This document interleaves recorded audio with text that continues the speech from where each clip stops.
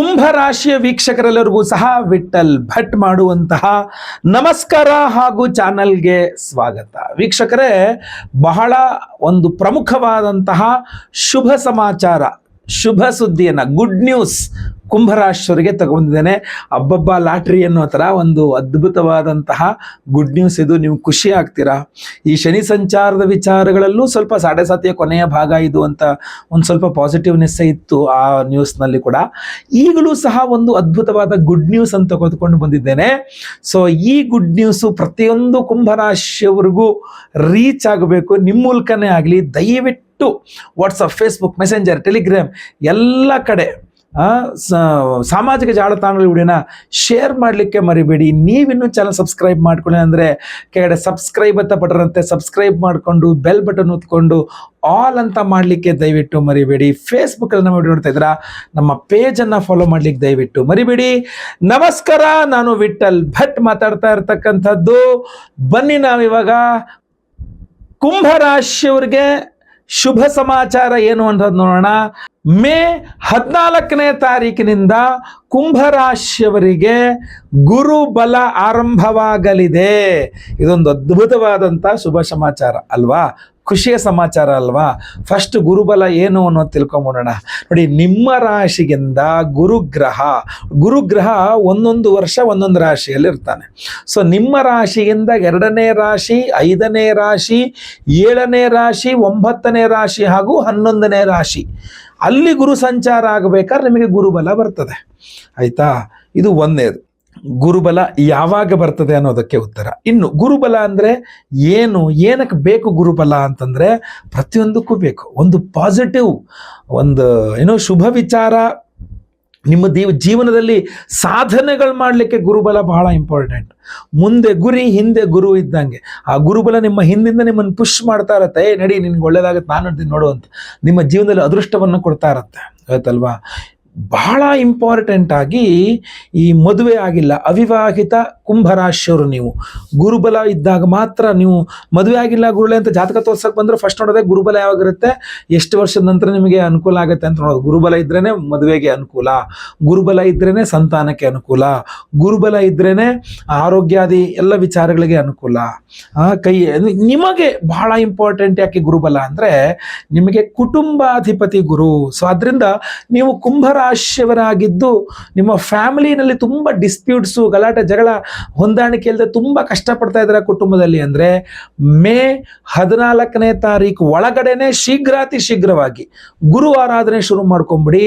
ಮೇ 14ರ ನಂತರ ಆರಂಭವಾಗುವ ಗುರುಬಲ ನಿಮ್ಮ ಒಂದು ಕೌಟುಂಬಿಕ ಸಮಸ್ಯೆಗಳನ್ನು ಪರಿಹಾರ ಮಾಡಿಕೊಡಲಿದೆ. ನೆಕ್ಸ್ಟ್, ನೀವು ಕುಂಭರಾಶಿಯವರಾಗಿದ್ದು ದುಡ್ಡು, ಆರ್ಥಿಕ ವಿಚಾರಗಳಲ್ಲಿ ತೀರಾ ಕಷ್ಟಪಡ್ತಾರ. ದುಡ್ಡಿಲ್ಲಲ್ಲಪ್ಪ, ಏನು ಮಾಡೋದು, ದುಡ್ಡು ಒಳ್ಳೆ ಟೆನ್ಷನ್ ಆಗ್ಬಿಡುತ್ತೆ ದುಡ್ಡಿಂದ ಅಂತಂದರೆ, ಮೇ 14ನೇ ತಾರೀಕು ಒಳಗಡೆನೆ ಗುರು ಆರಾಧನೆ ಶುರು ಮಾಡ್ಕೊಂಬಿಡಿ. ಯಾಕೆಂದರೆ ಮೇ 14ನೇ ತಾರೀಕು ನಂತರ ಗುರುಬಲ ಬಂದ ಮೇಲೆ ನಿಮಗೆ ದುಡ್ಡಿನ ವಿಚಾರದಲ್ಲಿ ತುಂಬ ಅನುಕೂಲವಾಗಲಿದೆ. ನೀವು ಕುಂಭರಾಶಿಯ ಬಿಸ್ನೆಸ್ ಮಾಡೋರಾದರೆ ಮೇ 14ನೇ ತಾರೀಕಿನ ನಂತರ ಒಳ್ಳೆಯ ವ್ಯಾಪಾರದಲ್ಲಿ ಒಳ್ಳೆಯ ಧನಲಾಭ, ಇದೆರಡನ್ನೂ ಸಹ ನೀವು ನೋಡಬಹುದಾಗಿರ್ತದೆ. ಇನ್ನು ನೀವು ಕುಂಭರಾಶಿಯವರಾಗಿದ್ದು ಯಾವುದೋ ಒಂದಿಷ್ಟು ವಿಚಾರಗಳ ಕೆಲಸಗಳ ಕೈ ಹಾಕ್ಬಿಟ್ಟಿದ್ದೀನಿ, ಒಂದು ಕೆಲಸನೂ ಆಗ್ತಾ ಇಲ್ಲ, ಸೈಟ್ ತೊಗೊಳಕ್ಕೆ ಟ್ರೈ ಮಾಡ್ತಾ ಇದ್ದೀನಿ, ಮನೆ ಕಟ್ಸೋಕ್ಕೆ ಟ್ರೈ ಮಾಡ್ತಾ ಇದ್ದೀನಿ, ಲೋನ್ಗೋಸ್ಕರ ಟ್ರೈ ಮಾಡ್ತಾ ಇದ್ದೀನಿ, ಯಾವುದೋ ಒಂದು ಬಿಸ್ನೆಸ್ಗೋಸ್ಕರ ಟ್ರೈ ಮಾಡ್ತಾ ಇದ್ದೀನಿ, ಯಾವುದೊಂದು ವ್ಯವಹಾರ ಆಗಬೇಕು, ಈ ವ್ಯವಹಾರ ಕರೆಕ್ಟಾಗಿ ವ್ಯವಹಾರ ಆಗಿಬಿಟ್ರೆ ನಂಗೆ ತುಂಬ ಪ್ರಾಫಿಟ್ ಆಗುತ್ತೆ, ಸೊ ಈ ವ್ಯವಹಾರ ಸಕ್ಸಸ್ ಆಗಬೇಕು, ಅದಾದ ವ್ಯವಹಾರಗಳ ಕೈ ಹಾಕ್ಬಿಟ್ಟಿದ್ದೀನಿ. ಖಂಡಿತ ಮೇ 14ನೇ ತಾರೀಕು ನಂತರ ನಿಮಗೆ ಗುರುಬಲ ಬಂದ ನಂತರ ನೀವು ಯಾವುದೇ ಕೆಲಸಗಳ ಕೈ ಹಾಕಿದ್ರು ಸಹ ಅದು ಯಶಸ್ವಿ ಆಗುತ್ತೆ. ತುಂಬ ಶೀಘ್ರವಾಗಿ ಆಗುತ್ತೆ ಕೆಲಸ. ಅದು ಗೊತ್ತಾಯ್ತಲ್ವಾ? ಇನ್ನು ಸಂತಾನದ ವಿಚಾರದಲ್ಲಿ ಮಾತ್ರ ಈ ಗುರುಬಲ ಅಷ್ಟು ಸಹಾಯಕವಲ್ಲ. ಯಾರಿಗೆ? ಕುಂಭರಾಶಿಯವರಿಗೆ. ಅಂದರೆ ನೀವು ಕುಂಭರಾಶಿಯವರು, ನಿಮಗಿನ್ನೂ ಮಕ್ಕಳಾಗಿಲ್ಲ, ಮಕ್ಕಳಿಗೋಸ್ಕರ ಪ್ರಯತ್ನ ಮಾಡ್ತಾ ಇದ್ದೀರಾ ಅಂದರೆ ಈ ಪರ್ಟಿಕ್ಯುಲರ್ ಗುರುಬಲ ಸಂತಾನ ಇಲ್ಲದ ಕುಂಭರಾಶಿಯವರಿಗೆ ಸಂತಾನ ಆಗುವ ವಿಚಾರದಲ್ಲಿ ಹೆಲ್ಪ್ ಮಾಡಲ್ಲ. ಯಾಕೆಂದರೆ ಪಂಚಮದ ಗುರು ಕಾರಕೋ ಭಾವನಾಶಾಯ ಅಂತ ಹೇಳಿ ಅದಷ್ಟು ಸಹಾಯ ಮಾಡಲಿಕ್ಕಿಲ್ಲ. ಅದೊಂದು ವಿಚಾರ ಬಿಟ್ಟು ಬೇರೆ ಎಲ್ಲ ವಿಚಾರಗಳು ಅನುಕೂಲ ಮಾಡಿಕೊಡುತ್ತೆ. ಇನ್ನು ಕುಂಭರಾಶಿ ಅವಿವಾಹಿತರಿಗೆ ವಿವಾಹದ ವಿಚಾರದಲ್ಲಿ, ವಿವಾಹಿತರಿಗೆ ಅನ್ಯೋನ್ಯ ದಾಂಪತ್ಯ ಜೀವನದ ವಿಚಾರದಲ್ಲಿ, ಸೈಟ್ ತಗೋಬೇಕು, ಮನೆ ಕಟ್ಟಬೇಕು, ಗಾಡಿ ತಗೋಬೇಕು, ಏನೋ ಹೊಸ ಹೊಸ ಬಿಸ್ನೆಸ್ಗಳು ಸ್ಟಾರ್ಟ್ ಮಾಡಬೇಕು, ಕೋರ್ಟು ಕಚೇರಿಯಲ್ಲಿ ಗೆಲ್ಲಬೇಕು. ನೀವು ಆರೋಗ್ಯ ತುಂಬ ಹಾಳಾಗಿದೆ, ಸರಿ ಮಾಡ್ಕೊಳ್ಬೇಕು. ಈ ಸಾಡೆ ಸಾತಿಯಲ್ಲಿ ನಿಮ್ಮೇನಾದ್ರು ತುಂಬ ಕೃಷಿ ಆಗೋಗಿ, ಯಾಕಂದ್ರೆ 2 ವರ್ಷಗಳಿಂದ ನಿಮಗೆ ಗುರುಬಲ ಇಲ್ಲ. ಕುಂಭರಾಶಿಯವರಿಗೆ ಕಳೆದ 2 ವರ್ಷಗಳಿಂದ ಗುರುಬಲ ಇಲ್ಲ. 2 ವರ್ಷಗಳ ನಂತರ ನಿಮಗೆ ಗುರುಬಲ ಶುರುವಾಗ್ತಾ ಇರುವಂಥದ್ದು. ಸೊ ಕುಂಭರಾಶಿಯವರಿಗಂತೂ ಅಬ್ಬಬ್ಬ ಲಾಟ್ರಿನೇ ಇದು, ಅದ್ಭುತವಾದ ಅವಕಾಶ. ಕೂಡಲೇ ನೀವು ಗುರುವಿನ ಆರಾಧನೆಯನ್ನ ಶುರು ಮಾಡ್ಕೊಂಡ್ಬಿಡ್ಬೇಕು. ಯಾಕೆಂದ್ರೆ ದೋಷಾನ್ ಲಕ್ಷಾನ್ ಪ್ರಹರಂತಿ, 1,00,000 ದೋಷ ಇರಲಿ, ಒಂದು ಗುರುಬಲ ನಿಮಗೆ ಎಲ್ಲ ರೀತಿಯಲ್ಲಿ ಅನುಕೂಲ ಮಾಡಿಕೊಡುತ್ತಂತೆ. ಸೊ ಆದ್ರಿಂದ ಗುರುವಿನ ಆರಾಧನೆಯನ್ನ ಕೂಡಲೇ ಶುರು ಮಾಡ್ಕೊಂಡ್ಬಿಡ್ಬೇಕು. ಗುರುವಿನ ಆರಾಧನೆ, ಆ ವಿಶೇಷ ಪರಿಹಾರ, ನಿಮ್ಮ ಆರೋಗ್ಯ ಬಾಧೆಗಳನ್ನ ಕೂಡ ಈ ಗುರುಬಲ ನಿಮಗೆ ಪರಿಹಾರ ಮಾಡಿಕೊಡುತ್ತೆ. ನಿಮ್ಮ ವ್ಯವಹಾರಗಳು, ವಿದೇಶ ಪ್ರಯಾಣಗಳು, ನಿಮ್ಮ ಉದ್ಯೋಗಾದಿ ವಿಚಾರಗಳು, ನಿಮ್ಮ ಓವರ್ ಆಲ್ ಡೆವಲಪ್ಮೆಂಟ್ ಅಲ್ಲಿ ಗುರುಬಲ ತುಂಬಾ ಇಂಪಾರ್ಟೆಂಟ್ ಆಗಿರುತ್ತೆ. ಸೊ ಆದ್ರಿಂದ ಆ ಗುರುವಿನ ವಿಶೇಷ ಆರಾಧನೆ ಏನ್ ಮಾಡ್ಬೇಕಪ್ಪ ನೀವು ಅಂತಂದ್ರೆ, ಗುರುಗ್ರಹದ ಆರಾಧನೆಯನ್ನ ಮಾಡುವ ವಿಧಾನಗಳು ಹಲವಾರು ರೀತಿಯಲ್ಲಿದೆ. ನಿಮಗೆ ಪರಿಹಾರವನ್ನ ಅತ್ಯಂತ ಸುಲಭ ಪರಿಹಾರಗಳನ್ನು ಸಹ ಹೇಳ್ತೇನೆ, ವಿಶೇಷ ಪರಿಹಾರಗಳನ್ನು ಸಹ ಹೇಳ್ತೇನೆ. ನೋಡಿ, ವಾರಕ್ಕೆ 1 ದಿವಸ ಗುರುವಾರ 1 ಹೊತ್ತು, ನಿಮಗೆ ಈ BP ಶುಗರು ಮತ್ತೊಂದು ಇನ್ನೊಂದು ಯಾವುದೇ ಆರೋಗ್ಯ ಬಾಧೆ ಇಲ್ಲ ಅಂತ ಆದ್ರೆ, ವಾರಕ್ಕೆ 1 ಗುರುವಾರ, ವಾರದಲ್ಲಿ ಒಂದ್ಸಲ 1 ಗುರುವಾರ 1 ಹೊತ್ತು ಮಾತ್ರ ಉಪವಾಸ ಮಾಡ್ತಕ್ಕಂಥದ್ದು ಬಹಳ ಉತ್ತಮ, ಇವತ್ತಲ್ವಾ? ಗುರುವಿಗೆ ಅನುಕೂಲಕ್ಕೋಸ್ಕರವಾಗಿ. ಹಾಗೂ ಹಾಲು ಹಣ್ಣು ಇಂತಹದ್ದೇ ಸೇವನೆ ಮಾಡ್ತಕ್ಕಂಥದ್ದು ತುಂಬಾ ಒಳ್ಳೆಯದು. ಆಮೇಲೆ ಇಡೀ ಗುರುವಾರ ಯಾವುದೇ ನಾನ್ ವೆಜ್, ಈರುಳ್ಳಿ ಬೆಳ್ಳುಳ್ಳಿ ತಮೋಗುಣ ಪ್ರಧಾನ ಆಹಾರ ತಿನ್ನಬಾರ್ದು, ಬಿಟ್ಟುಬಿಡ್ಬೇಕು. ಆಯ್ತಾ? 1 ಹೊತ್ತು ಉಪವಾಸ ಮಾಡುವಂಥದ್ದು ತುಂಬಾ ಒಳ್ಳೆಯದು. ಆಯ್ತಾ? ನೆಕ್ಸ್ಟ್, ಪ್ರತಿದಿನ ಬೆಳಗ್ಗೆ ಎದ್ದು ಗುರುಗ್ರಹದ ಅಷ್ಟೋತ್ರವನ್ನ ಪಠನೆ ಮಾಡ್ತಕ್ಕಂಥದ್ದು, ದಕ್ಷಿಣಾಮೂರ್ತಿ ಸ್ತೋತ್ರಗಳನ್ನ ಪಠನೆ ಮಾಡ್ತಕ್ಕಂಥದ್ದು, ಗುರು ದತ್ತಾತ್ರೇಯರ ವಜ್ರಕವಚ ಸ್ತೋತ್ರವನ್ನ ಪಠನೆ ಮಾಡ್ತಕ್ಕಂಥದ್ದು, ಇದು ಅತ್ಯುತ್ತಮವಾದಂತಹ ಪರಿಹಾರ ಆಗುತ್ತೆ. ಇನ್ನು 7 ಗುರುವಾರಗಳು, ವಾರಕ್ಕೊಂದ್ಸಲ 7 ಗುರುವಾರ, ಅಥವಾ ತಿಂಗಳಿಗೊಂದು ಗುರುವಾರ 7 ತಿಂಗಳುಗಳ ತನಕ ಆದ್ರೂ ಪರವಾಗಿಲ್ಲ, ಹೆಂಗ್ ಬೇಕಾದ್ರೂ ಡಿವೈಡ್ ಮಾಡ್ಕೊಳ್ಳಿ ನಿಮ್ಮ ಅನುಕೂಲಕ್ಕೆ. ಅರಿಶಿಣ ಬಣ್ಣದ ವಸ್ತ್ರದಲ್ಲಿ ಕಡಲೆಕಾಳು 1.25 kg ಕಡಲೆಕಾಳು ಅರಿಶಿಣ ಬಣ್ಣದ ವಸ್ತ್ರದಲ್ಲಿ ಹಾಕಿ ಗಂಟು ಕಟ್ಟಿ ಅದನ್ನ ಮನೆ ಹತ್ತಿರದಲ್ಲಿರುವಂತಹ ಯಾವುದಾದ್ರೂ ದೇವಸ್ಥಾನದಲ್ಲಿರುವ ನವಗ್ರಹಗಳಲ್ಲಿ ಮಧ್ಯದಲ್ಲಿ ಸೂರ್ಯ ಇದ್ರೆ, ಪೂರ್ವಾಭಿಮುಖವಾಗಿ ಸೂರ್ಯ ಇದ್ರೆ, ಸೂರ್ಯನ ಎಡಭಾಗದಲ್ಲಿ ಮಧ್ಯದಲ್ಲಿರ್ತಕ್ಕಂಥದ್ದು ಗುರುಗ್ರಹನಾಗಿರ್ತಾನೆ. ಗುರುವಿನ ಮುಂದೆ ಇಟ್ಟು ಒಂದು ಅಷ್ಟೋತ್ರ ಪೂಜೆಗಳನ್ನ ಮಾಡಿಸಿ, ಅದನ್ನ ಆ ಪೂಜೆ ಮಾಡಿದ ಅರ್ಚಕರಿಗೆ ಆ ಗಂಟನ್ನು ದಾನ ಮಾಡಿ ನಮಸ್ಕಾರ ಮಾಡ್ಕೊಂಡು ಬರ್ತಕ್ಕಂಥದ್ದು ಅತ್ಯುತ್ತಮ. ಗೊತ್ತಾಯ್ತಲ್ವಾ? ನೆಕ್ಸ್ಟ್, ಈಗ ಹೇಗಿದ್ರು ಏಪ್ರಿಲ್ ಮೇ ಎಲ್ಲ ರಜೆ ಇದೆ. ದಯವಿಟ್ಟು ನಾನು ನಿಮಗೆ ಕೊಡುವ ಸಲಹೆ ಏನಪ್ಪಾ ಅಂತಂದ್ರೆ, ಒಮ್ಮೆ ಗುರು ಸನ್ನಿಧಾನಗಳಿಗೆ ಹೋಗಿ ಬನ್ನಿ. ಅಂದ್ರೆ ನೀವು ಗಾಣಗಾಪುರಕ್ಕೆ ಹೋಗಿ ಬರಬಹುದು, ಅಥವಾ ಮಂತ್ರಾಲಯಕ್ಕೆ ಹೋಗಿ ಬರಬಹುದು, ಅಥವಾ ನಮ್ಮ ಶ್ರೀಧರ ಸ್ವಾಮಿಗಳ ಒಂದು ಸಾಗರದಲ್ಲಿ ಶ್ರೀಧರ ಸ್ವಾಮಿಗಳ ಆಶ್ರಮ ಇದೆ, ವರದಹಳ್ಳಿ, ಅಲ್ಲಿಗೆ ಹೋಗಿ ಬರಬಹುದು. ಅಥವಾ ನೀವು ಯಾವ ಜನಾಂಗಕ್ಕೆ ನೀವು ಸೇರ್ಕೊಂಡಿರ್ತೀರೋ ನಿಮ್ಮ ಜನಾಂಗದ ಗುರುಮಠಗಳಿರುತ್ತೆ, ನಮ್ಮ ಮಠ ಇದು ಅಂತ. ಸೊ ನಮ್ಮ ಗುರುಗಳು ಅಂತ ಇರ್ತಾರೆ. ಸೊ ನಿಮ್ಮ ಜನಾಂಗದ ನಿಮ್ಮ ಗುರುಮಠಕ್ಕೆ ಹೋಗಿ ಭೇಟಿ ಕೊಟ್ಟು ಆ ಗುರುಗಳಿಗೊಂದು ಪಾದ ಪೂಜೆಯನ್ನ ಮಾಡಿ, ಅವರಿಗೆ ಏನಾದರೂ ಒಂದು ಸಮರ್ಪಣೆಯನ್ನು ಮಾಡಿಕೊಂಡು ಅವರಿಗೆ ನಮಸ್ಕಾರ ಮಾಡಿ ಅವ್ರ ಕೈಲಿ ಆಶೀರ್ವಾದ ಮಂತ್ರಾಕ್ಷತೆಗಳನ್ನ ಪಡ್ಕೊಂಡು ಬರುವಂಥದ್ದು ಕೂಡ ಅತ್ಯುತ್ತಮವಾದಂತಹ ಪರಿಹಾರಗಳಲ್ಲೇ ಒಂದಾಗಿರುತ್ತೆ. ಯಾಕೆಂದ್ರೆ ಗುರುವಿನ ಅನುಗ್ರಹ ಸಿಗಬೇಕು ನಿಮಗೆ ಅಂತ. ಆಯ್ತಲ್ವಾ? ನೆಕ್ಸ್ಟ್, ಇನ್ನೂ ಒಂದು ಸ್ವಲ್ಪ ಪವರ್ಫುಲ್ ಆಗಿರತಕ್ಕಂತಹ ಸನ್ನಿಧಾನ ಒಂದಿದೆ. ನಿಮಗೆ ತಮಿಳುನಾಡಲ್ಲಿ ನವಗ್ರಹಗಳ ಪ್ರತಿಯೊಂದು ಗ್ರಹಕ್ಕೂ ಒಂದೊಂದು ಸನ್ನಿಧಾನ ಇದೆ. ಅದರಲ್ಲಿ ಈಶ್ವರ ಪ್ರಧಾನವಾದ ದೇವರು ಹಾಗೂ ಮಿಕ್ಕಂತೆ ಅಲ್ಲಿ ಈಶ್ವರನ ಸ್ವರೂಪದಲ್ಲಿ ಒಂದು ಗ್ರಹ ಇರ್ತದೆ. ಆಯ್ತಲ್ವಾ? ಅಂತಹ ಸನ್ನಿಧಾನಗಳಲ್ಲಿ ಆಪತ್ಸಹಾಯೇಶ್ವರ ಸ್ವಾಮಿ, ಅದರಲ್ಲಿ ಗುರುಸ್ಥಳಂ ಅಂತ ಕರೀತಾರೆ. ಒಮ್ಮೆ ಹೋಗಿ ದರ್ಶನ ಮಾಡಿಕೊಂಡು ಬಂದರೆ ತುಂಬ ಅನುಕೂಲ ನಿಮಗೆ, ಗುರುವಿನ ಅನುಗ್ರಹ. ನಾನು ವಿಶೇಷವಾಗಿ ನಿಮಗೋಸ್ಕರ ಒಂದು ಅದ್ಭುತವಾದಂತಹ ಸಹಸ್ರ ಗುರು ಶಾಂತಿ ಹೋಮವನ್ನು ಮಾಡ್ತಾ ಇದ್ದೇನೆ. ಇಲ್ಲಿ ಉದ್ದೇಶ ನೋಡಿ, ಗುರು ಸಂಚಾರ ಆಗುವಂಥದ್ದು ಮೇ 14ನೇ ತಾರೀಕು ಅಂದರೆ ನಿಮಗೊಂದು 15 ದಿನಗಳ ಹಿಂದೆ ನಿಮಗೋಸ್ಕರ ವಿಶೇಷವಾಗಿ ಪರ್ವ ದಿನದಂದು ಹೋಮ ಮಾಡಿ ಆ ಪ್ರಸಾದವನ್ನು ನಿಮಗೆ ಕಳಿಸ್ಕೊಡೋಕೆ ಒಂದು ವಾರ ಆದರೂ ಕೂಡ ನಿಮಗೆ ಒಟ್ಟು 14ನೇ ತಾರೀಕಿನ ಒಳಗೆ ನಿಮಗೆ ಹೆಸರಲ್ಲಿ ಹೋಮನೂ ಆಯಿತು, ನಿಮ್ಮ ಕೈಯಲ್ಲಿ ಪ್ರಸಾದವೂ ಬಂದು ಸಿಕ್ತು ಅನ್ನುವ ರೀತಿಯಲ್ಲಾಗಲಿ ಅನ್ನುವ ಉದ್ದೇಶದಿಂದ ನಾವು ಏಪ್ರಿಲ್ 27ನೇ ತಾರೀಕು ಭಾನುವಾರ ಅಮಾವಾಸ್ಯೆ ಪರ್ವ ದಿನದಂದೇ ಸಹಸ್ರ ಗುರು ಶಾಂತಿ ಹೋಮವನ್ನು ಮಾಡ್ತಾ ಇದ್ದೇವೆ. ಹಾಗೂ ಒಂದು ವಿಶೇಷವಾದ ಒರಿಜಿನಲ್ ಯೆಲ್ಲೋ ಸಫೈರ್ ಕನಕ ಪುಷ್ಯರಾಗ, ಒರಿಜಿನಲ್ ಕನಕ ಪುಷ್ಯರಾಗ ರತ್ನವನ್ನು ಕೊಡ್ತಾ ಇದ್ದೇವೆ ಪ್ರತಿಯೊಬ್ಬರಿಗೂ ಸಹ. ಅದಾಯ್ತಲ್ವಾ? ಸೊ ಯಾವುದೇ ರೀತಿ ಅನುಮಾನವೇ ಬೇಡ, ಪ್ರತಿಯೊಬ್ಬರಿಗೂ ಕೊಡ್ತಾ ಇದ್ದೇವೆ. ಹಾಗೂ ಈ ಕನಕ ಪುಷ್ಯರಾಗ ರತ್ನವನ್ನ ಇನ್ನೂ ಎನರ್ಜೈಸ್ ಮಾಡಲಿಕ್ಕೆ ಮಣಿಕರ್ಣಿಕಾ ಹೋಮ ಅಂತ ಒಂದು ವಿಶೇಷವಾದ ಮಣಿಗಳನ್ನು ಸಹ ಶಕ್ತಿ ತುಂಬುವಂತಹ ಅದ್ಭುತವಾದಂತಹ ಒಂದು ಹೋಮ ಅದು, ಆಯ್ತಲ್ವಾ? ಸೊ ಸಹಸ್ರ ಗುರು ಶಾಂತಿ ಹೋಮ, ಮಣಿಕರ್ಣಿಕಾ ಮಂತ್ರ ಹೋಮವನ್ನು ಅವತ್ತಿನ ದಿವಸವೇ ಮಾಡ್ತಾ ಇದ್ದೇವೆ. ಜೊತೆಗೆ ರುದ್ರನ ಆರಾಧನೆ ಬಹಳ ಇಂಪಾರ್ಟೆಂಟ್. ಯಾಕೆಂದ್ರೆ ನೀವು ನವಗ್ರಹಗಳಲ್ಲಿ ನೋಡಿ, ಗುರುಸ್ಥಳಮಲ್ಲೂ ಪ್ರಧಾನ ಇರೋದು ಆಪತ್ಸಹಾಯೇಶ್ವರ ಸ್ವಾಮಿ. ಸೊ ಆ ರುದ್ರನಿಗೂ ಒಂದು ಹೋಮ, ರುದ್ರ ಹೋಮವನ್ನು ಮಾಡ್ತಾ ಇದ್ದೇವೆ, ಗೊತ್ತಾಯ್ತಲ್ವಾ? ಆಮೇಲೆ ಸ್ವಯಂವರ ಪಾರ್ವತಿ ಹೋಮ. ಯಾಕಂದ್ರೆ ಗುರುಬಲ ಅಂದ ತಕ್ಷಣ ನೀವು ವಿವಾಹದ ವಿಚಾರಗಳು ನಾನು ಹೇಳಿದ್ದೇನೆ, ವಿಡಿಯೋದ ಸ್ಟಾರ್ಟಿಂಗಲ್ಲಿ ಹೇಳಿದ್ದೇನೆ, ಅವಿವಾಹಿತರಿಗೆ ವಿವಾಹದ ವಿಚಾರದಲ್ಲಿ ಗುರುಬಲ ಬೇಕು ಅಂತ.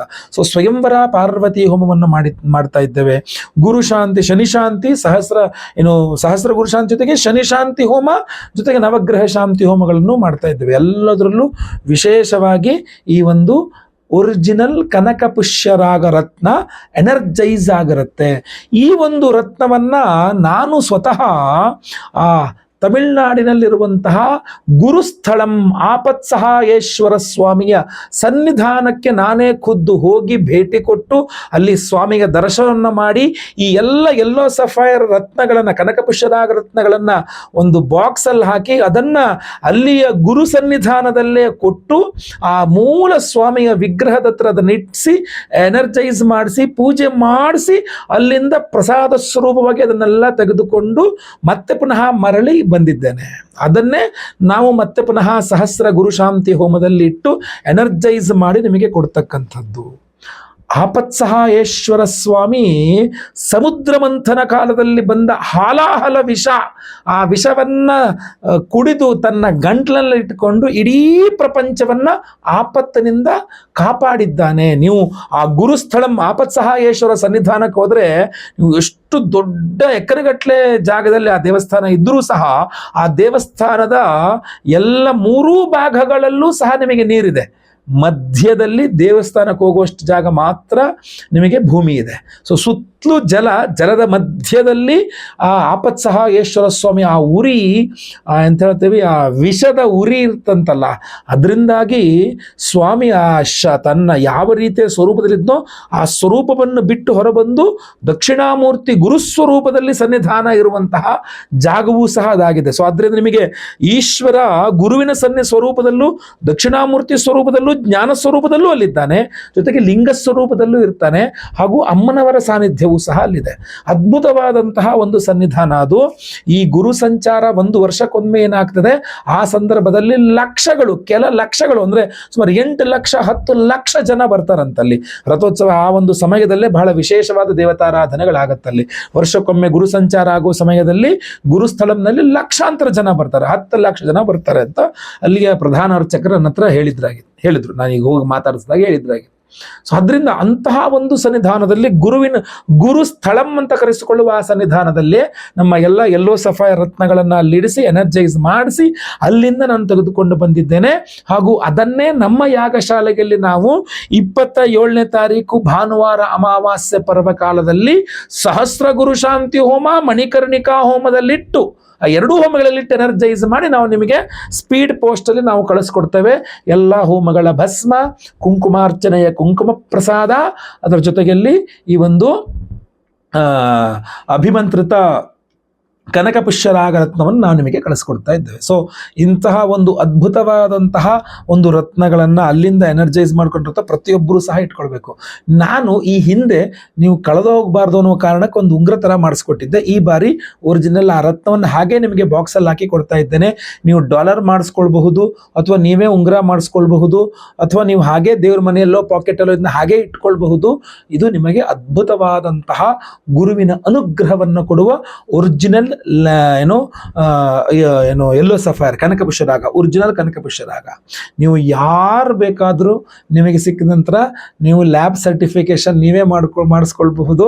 ಇದು ನಿಮಗೆ ಒರಿಜಿನಲ್ ಲ್ಯಾಬ್ ಸರ್ಟಿಫೈ ಮಾಡುವಂತಹ ISI ಮಾರ್ಕ್ ಇರ್ತಕ್ಕಂಥವ್ರ ಹತ್ರ ನೀವು ಹೋಗಿ ಕೊಟ್ಟರೆ ಅವರು ಸರ್ಟಿಫಿಕೇಶನ್ ಮಾಡಿ ಕೊಡ್ತಾರೆ.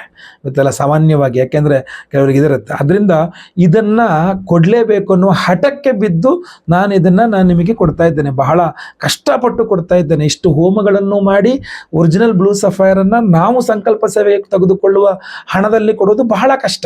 ಆದರೂ ಸಹ ನಿಮಗೆ ಕೊಡಲೇಬೇಕು ಅನ್ನೋ ಉದ್ದೇಶದಿಂದ ನಾನೊಂದು ಬಹಳ ಶ್ರಮ ವಹಿಸಿ ಇದನ್ನು ನಿಮಗೆ ಕೊಡ್ತಾ ಇದ್ದೇನೆ.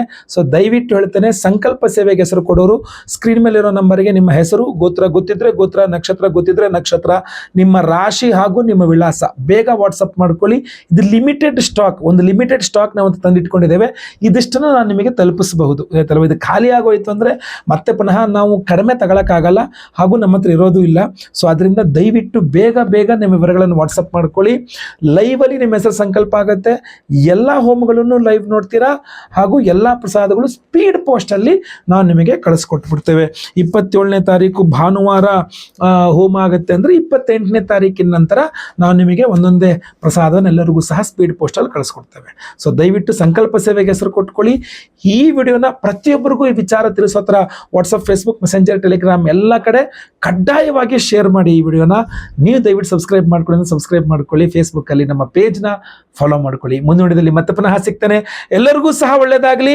ಲೋಕ ಸಮಸ್ತ ಸುಖಿನೋ ಭವಂತು. ನಾರಾಯಣ ನಾರಾಯಣ ನಾರಾಯಣ.